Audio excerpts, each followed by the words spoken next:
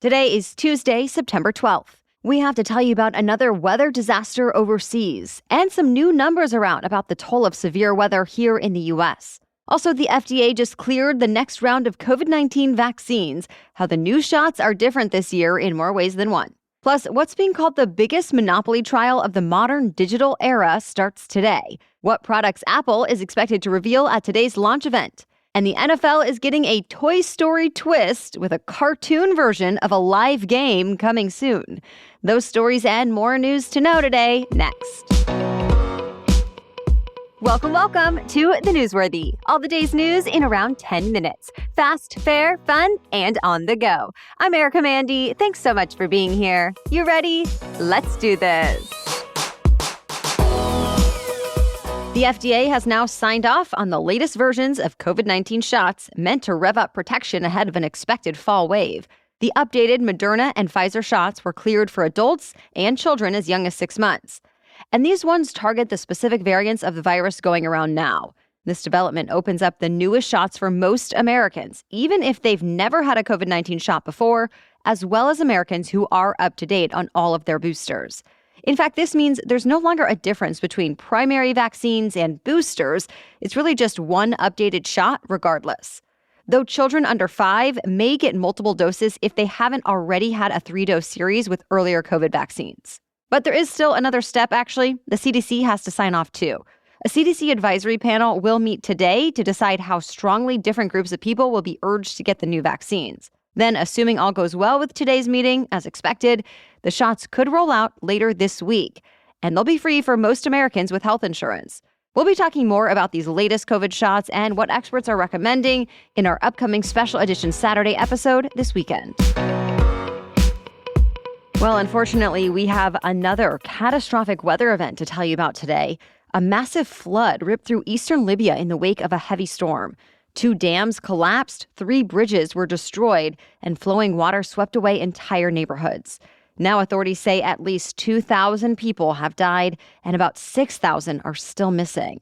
The head of Libya's Emergency and Ambulance Authority told CNN the country was not ready for severe storms and no one was evacuated. Several countries have sent their condolences and offered aid to Libya as rescue teams scramble to find survivors.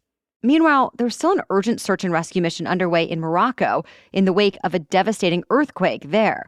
The death toll has now topped 2,800, and that number is expected to keep rising. Rescue teams are still struggling to reach remote villages hit hard by the quake. Morocco has accepted help from a handful of countries, but has refused aid from most other foreign governments who have offered, including the U.S. Several world leaders have said they're baffled by that, but Moroccan authorities say they just want to avoid chaos and keep things productive in the aftermath of tragedy. The U.S. set a new record for the number of weather disasters that cost $1 billion or more. In all, NOAA has counted 23 separate climate catastrophes and weather events that together have cost more than $57.6 billion and killed 253 people. And that number could climb higher, too. FEMA has warned its disaster fund could dry up within weeks, which would delay the response to any future natural disasters. So President Biden has asked Congress for another $12 billion to replenish the disaster fund. And that could happen soon since the U.S. House returns to Washington, D.C. from its summer recess today, and the Senate got back last week. Disaster funding is one of the top items on the congressional agenda. 5 American citizens who are considered wrongly detained will soon be released as part of a deal the U.S. government made with Iran. But some critics say the cost is too high. In exchange for their release, the U.S. will allow international banks to transfer $6 billion in frozen Iranian money without fear of American sanctions.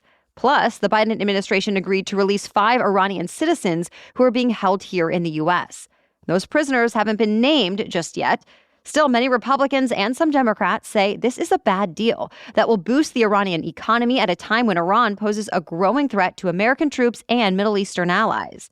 They point to the fact that Iran has been escalating human rights abuses and continues to supply Russia with weapons for its Ukraine invasion. But Secretary of State Antony Blinken says the money will only be available for humanitarian purposes and no American taxpayer funds will be used. Already, the American detainees have been transferred from Iranian jails to house arrest, and they are expected to be totally released as soon as next week and free to come back to the U.S. Well, we have some good news about that American explorer who was trapped in a Turkish cave for nearly 2 weeks. He has finally been rescued. Remember, Mark Dickey developed severe life-threatening gastrointestinal bleeding inside one of Turkey's deepest cave systems. So an international rescue operation led by at least 200 aid workers from 7 countries has been going on for days. Dickey received intensive medical care, including blood transfusions, while he was in the cave. And on the way up, he and the rescue teams made frequent stops at temporary camps that were set up for him. Then yesterday, he emerged on a stretcher with a grin on his face. Dickey thanked the rescuers and Turkish government and said it was amazing to be above ground. Now he's going to get treatment at a hospital in Turkey, and he is expected to survive. All right, we have more news for you still coming up, but first, a quick break for our sponsor. Remember, these sponsors help keep this show free for you. Did you know that your temperature at night can have a huge impact on your sleep quality? If you wake up too hot or too cold, check out Miracle Made's bed sheets.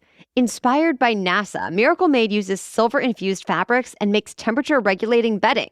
My husband and I have them on our bed all summer long, and we are loving them. And by the way, that silver-infused fabric is not only great for thermoregulating, it also prevents up to 99.7% of bacterial growth, so they can be cleaner and fresh 3 times longer than other sheets. Go to trymiracle.com/newsworthy to try Miracle Made sheets today. And if you order today, you can save over 40%. And if you use our promo Newsworthy at checkout, you'll get 3 free towels and save an extra 20%. Miracle is so confident in their product, it's backed with a 30-day money-back guarantee, so if you aren't 100% satisfied, you will get a full refund. Upgrade your sleep with Miracle Made. Go to trymiracle.com/newsworthy and use the code newsworthy to claim your free 3-piece towel set and save over 40% off. Again, that's trymiracle.com/newsworthy to treat yourself. Now back to the news. The American Red Cross is putting out an urgent call for more blood donations. It says the U.S. blood supply has fallen by nearly 25% since last month to what it describes as critically low levels. There are apparently a few reasons for this shortfall. For starters, there were not as many donations as usual, which the Red Cross blames on the busy travel season and back-to-school activities. Plus, the Red Cross says blood drives have had to be canceled because of extreme weather. And all the while, the organization says someone in the U.S. needs blood every 2 seconds. So now the distribution of blood is outpacing the number of donations being made. If you would like to donate, you can make an appointment online to give blood. We included a link in today's episode notes. 2 major American food makers are joining forces. J.M. Smucker, which is known for its fruit spreads, Jif peanut butter, and Folgers coffee, decided to buy Hostess, the company behind Twinkies, Ding Dongs, and Ho-Hos. It's an acquisition worth $5.6 billion. And this is just the latest in a flurry of big food deals. For example, Campbell's Soup recently announced it's buying the maker of Rao's pasta sauce. M&M's owner, Mars, bought Kevin's Natural Foods. And Unilever snapped up frozen yogurt brand Yasso, all in the last few months. As for the Smucker Hostess deal, it's expected to close by the end of the year. A once-in-a-generation antitrust trial is starting today. It pits the U.S. Justice Department against Google. The DOJ will be arguing Google did not play by the rules in its efforts to dominate online search, and that it's now getting in the way of the kind of competition that could benefit the American people. It will go into detail about how Google paid billions of dollars a year to be the default search engine on several mobile devices and web browsers. But Google is set to argue it did nothing wrong, and that the reason so many people use the service is because it's superior and has never stopped improving. Also, even though Google commands about 90% of the internet search market, it argues it faces plenty of competition. This trial is expected to include testimony from top executives at Google, as well as other powerful technology companies. This lawsuit is also unique because it's a rare example of bipartisan agreement. It was originally brought by former President Trump's Justice Department, and Biden's Justice Department has pressed ahead. Now it will be up to both sides to argue their cases. Then a judge will decide if a law was broken, and if so, what should be done about it. But it could be next year before a final ruling is issued. Stay tuned.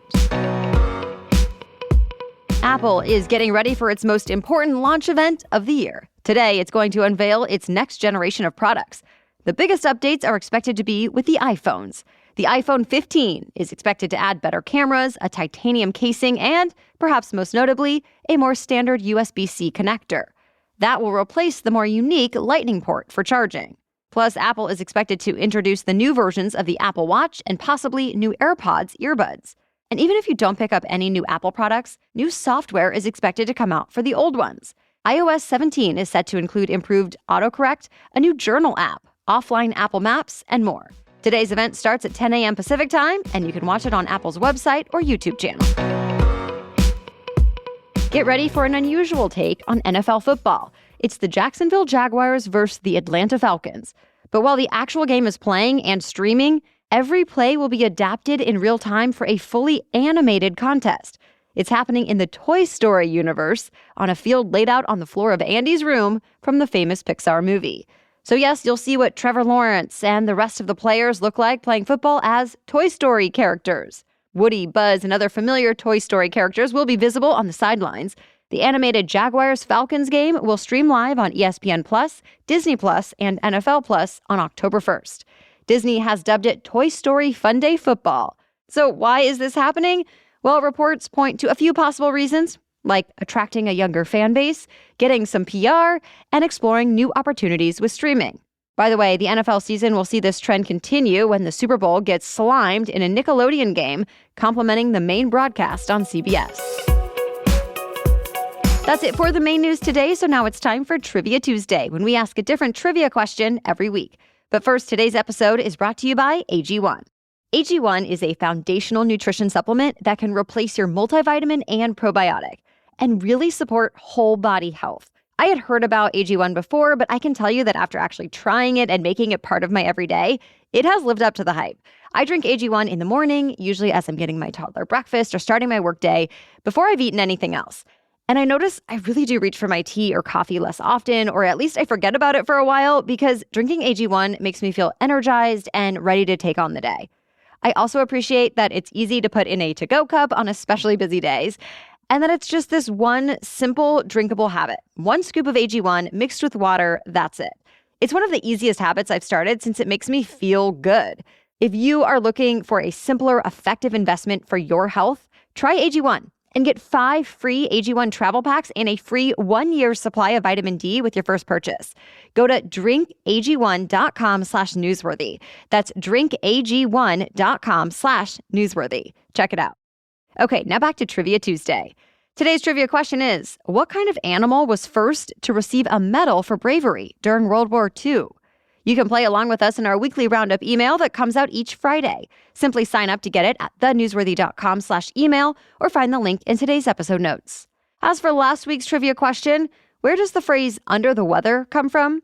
The answer is sailors. It apparently started back in the 1800s because when a sailor became ill or seasick, they were sent below the deck to the most stable part of the ship, and that was under the weather rail. The idea is that would protect the sailor from conditions that might make them sicker. And now, even though travel by ship is not as popular as it once was, the saying has stuck around whether people are on a boat or not. All right, thank you so much for listening. A quick reminder, if you get value out of this show, it really helps us out if you tell other people about it, whether that's in person or sending a text message, posting to social media, or leaving a review on your favorite podcast app. We really appreciate you helping to spread the word. You can also get some newsworthy gear to start the conversation. Check out our shirts, hoodies, coffee mugs, totes, stickers, cell phone cases, and more by going to thenewsworthy.com/merch. Thank you so much in advance for all of your support. All right, we'll be back with another news roundup tomorrow. Until then, have a great day.